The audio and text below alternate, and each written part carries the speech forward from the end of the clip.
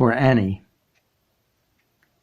Thank heaven, the crisis, the danger is past, and the lingering illness is over at last, and the fever called living is conquered at last.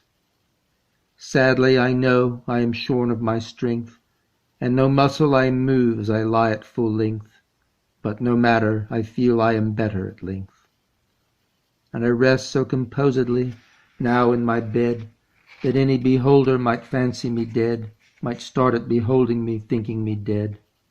The moaning and groaning, the sighing and sobbing are quieted now, with that horrible throbbing at heart, that horrible, horrible throbbing.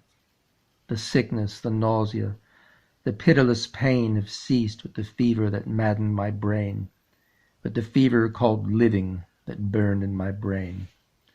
And though of all tortures that torture the worst has abated the terrible torture of thirst, for the naphthaline river of passion accursed, I have drank of a water that quenches all thirst, of a water that flows with a lullaby sound from a spring but a very few feet underground, from a cavern not very far down underground. And let it never be foolishly said that my room it is gloomy and narrow my bed. For man never slept in a different bed, and to sleep you must slumber in just such a bed. My tantalized spirit here blandly reposes, forgetting or never regretting its roses, its old agitations of myrtles and roses.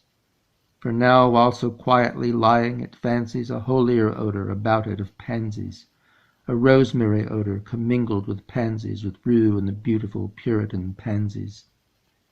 And so it lies happily, bathing in many, a dream of the truth and the beauty of Annie, drowned in a bath of the tresses of Annie. She tenderly kissed me, she fondly caressed, and then I fell gently to sleep on her breast, deeply to sleep from the heaven of her breast. When the light was extinguished, she covered me warm, and she prayed to the angels to keep me from harm, to the queen of the angels to shield me from harm.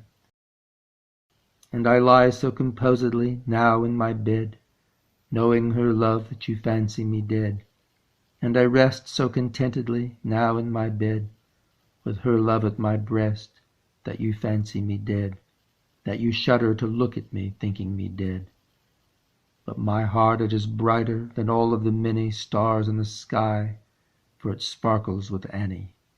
It glows with the light of the love of my Annie, with the thought of the light of the eyes of my Annie.